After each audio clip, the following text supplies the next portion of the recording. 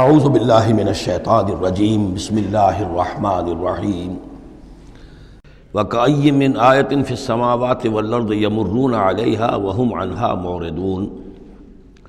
اور کتنی ہی نشانیاں ہیں آسمانوں میں اور زمین میں جن پر سے یہ گزرتے رہتے ہیں لیکن اعراض کرتے ہیں، ان کی طرف توجہ نہیں کرتے، غور نہیں کرتے، ان سے سبق حاصل نہیں کرتے۔ وَمَا يُؤْمِنُ أَكْثَرُهُم بِاللَّهِ إِلَّا وَهُم مُشْرِكُونَ، ان کی عظیم اکثریت اللہ پر ایمان نہیں رکھتی یا نہیں لاتی مگر کسی نہ کسی نوع کے شرک میں بھی ملوث رہتی ہے۔ یہ معاملہ جو مشرکین ہیں ان کے لیے تو بالکل واضح ہے، جیسا کہ میں نے بارہا بیان کیا ہے کہ ایک بڑے خدا کو تو سب مانتے تھے، ایک بڑا اللہ، اس کے ساتھ آلہہ، کیپٹل جی والا گاڈ ایک، باقی گاڈز اینڈ گاڈسز بے شمار، مہادیو ایک، باقی دیویاں دیوتا بے شمار۔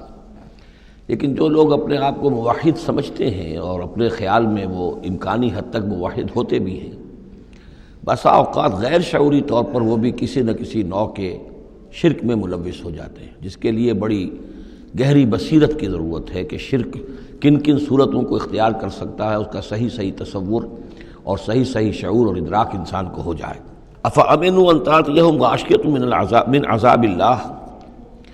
کیا وہ نچنت ہیں، اس سے بے خوف ہو چکے ہیں اس سے کہ آ دھمکے ان پر کوئی عذاب کی طرف سے ڈھانپ لینے والی شے، کوئی آفت عذاب کی، اللہ کے عذاب کی، او تاتیہم الساعۃ بغتۃ، اور انہیں اس کا بھی کوئی ڈر نہیں رہا ہے کہ قیامت اچانک آ پہنچے، وہم لا یشعرون، اور انہیں اس کا احساس تک نہ ہو۔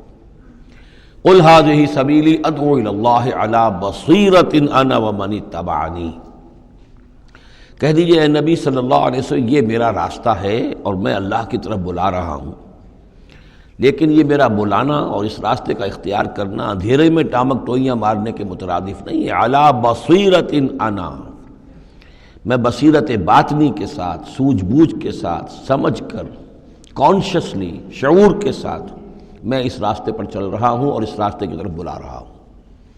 اور جہاں تک تو حضور کا معاملہ ہے وہ تو بات بالکل واضح ہے کہ پورے شعور کے ساتھ، ادراک کے ساتھ، یقین کے ساتھ، بصیرت باطنی کے ساتھ، ظاہر بات ہے کہ آپ اللہ پر ایمان بھی رکھتے تھے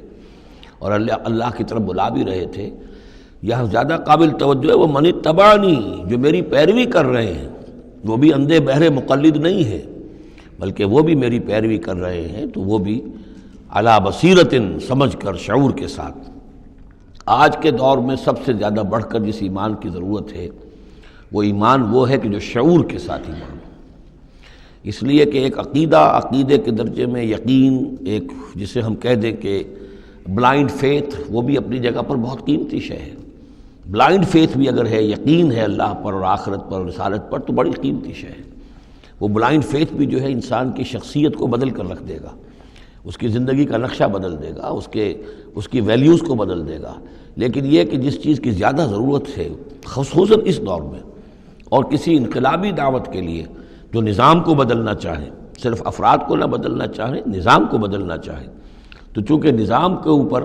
جو لوگ زیادہ باشعور ہوتے ہیں ان کا تسلط ہوتا ہے، انٹیلیجنسیا اس کے اوپر قابو یافتہ ہوتا ہے، تو جب تک ان کے اندر ایمان گھر نہیں کرے گا نظام نہیں بدلے گا۔ تو ضرورت اس ایمان کی ہے جو اعلیٰ وجہ البصیرت ہو۔ وسبحان اللہ وما انا من المشرکین، اور اللہ پاک ہے اور میں ہرگز شرک کرنے والوں میں سے نہیں ہوں۔ وما ارسلنا من قبلک الا رجالا نوحی الیہم من اہل القری، اور اے نبی صلی اللہ علیہ وسلم، ہم نہیں بھیجا ہم نے آپ سے پہلے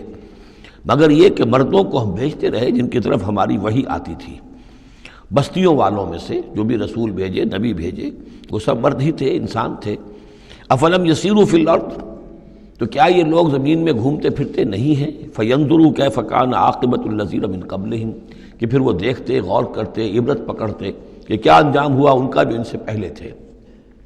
اشارہ انہی اقوام کی طرف ہے۔ وَلَدَارُ الْآخِرَةُ خَيْرٌ لِلَّذِينَ اتَّقَوْا فَلَا تَعْقِلُونَ، اور یقیناً آخرت کا گھر تو بہتر ہے انہی لوگوں کے لیے جو تقویٰ کی روش اختیار کریں، تو کیا تم عقل سے کام نہیں لیتے؟ حتیٰ اذا استیأس الرسل وظنوا انہم قد کذبوا جاءہم نصرنا، یہ آیت بھی مشکلات القرآن میں سے ہے، اس کی بہت سی آراء ہیں، لیکن جو توجیہ میرے نزدیک صحیح ہے وہ میں آپ کے سامنے رکھ رہا ہوں۔ حتیٰ اذا استیأس الرسل، یہاں تک کہ جب رسول مایوس ہو جاتے ہیں۔ مایوس کس بات سے ہو جاتے ہیں؟ کہ اب یہ لوگ ایمان لانے والے نہیں ہیں، جن کے دلوں میں کچھ نہ کچھ فطرت سلیمہ موجود تھی، ابھی ان کی فطرت بالکل بگڑی نہیں تھے، وہ ایمان لا چکے ہیں۔ یعنی اب جو ہم نے بلو چکے ہیں اس کو، اس چاٹی میں سے اب مکھن نکل چکا ہے، اب آگے کوئی اور مکھن نکلنے والا نہیں۔ وَظَنُّوا أَنَّهُمْ قَدْ كُذِبُوا، اور لوگ یہ سمجھ بیٹھتے ہیں، انہیں یہ گمان ہوتا ہے کہ انہیں سب جھوٹے ہی وعدے کیے گئے تھے کہ عذاب آئے گا۔ وہ جو قوم ہے وہ تو بہت ہی زیادہ لاؤبالی ہو جاتی ہے کہ 12 برس ہو گئے محمد کو کہتے ہوئے عذاب عذاب عذاب عذاب، عذاب تو نہیں آیا، یہ سب دھونس تھی، صرف یہ کہ ہمیں ڈراوا دینا مقصود تھا۔ جاءہم نصرنا واستیأس الرسل، اور ظنو کا جو فاعل ہے وہ در حقیقت ان کی قوم ہے، جو مشرک قوم ہے، کہ انہوں نے یہ سمجھا کہ یہ سب ہمیں جھوٹے ہی دھونس دی گئی تھی عذاب وغیرہ کی۔ جاءہم نصرنا، تو ہمارے نبیوں اور رسولوں کے پاس پھر اللہ تعالیٰ کی نصرت آ جاتی تھی۔ فنجی من نشاء، پھر بچا دیا جاتا تھا جس کو ہم چاہتے تھے۔ ولا يرد باسنا عن القوم المجرمین، اور ہمارا وہ عذاب اور ہماری وہ سختی جو ہے نہیں لوٹائی جا سکتی تھی، نہیں پھیری جا سکتی تھی مجرموں کی قوم سے، ان پر وہ عذاب واقع ہو کر رہتا تھا۔ لقد کان فی قصصہم عبرۃ لأولی الالباب، ان کے حالات میں، اس بیان میں یقیناً ہوش مند لوگوں کے لیے عبرت ہے، عقل کا سامان ہے، سبق کا سامان ہے۔ ما کان حدیثا یفترا، یہ قرآن ایسی شے نہیں ہے جسے گھڑ لیا جائے، کوئی شخص اپنے جی سے اس کو تصنیف و تعلیف کر لے۔ ولیکن تصدیق الذی بین یدیہ، بلکہ یہ تو تصدیق کرتے ہوئے آیا ہے اس کی جو اس کے سامنے موجود ہے۔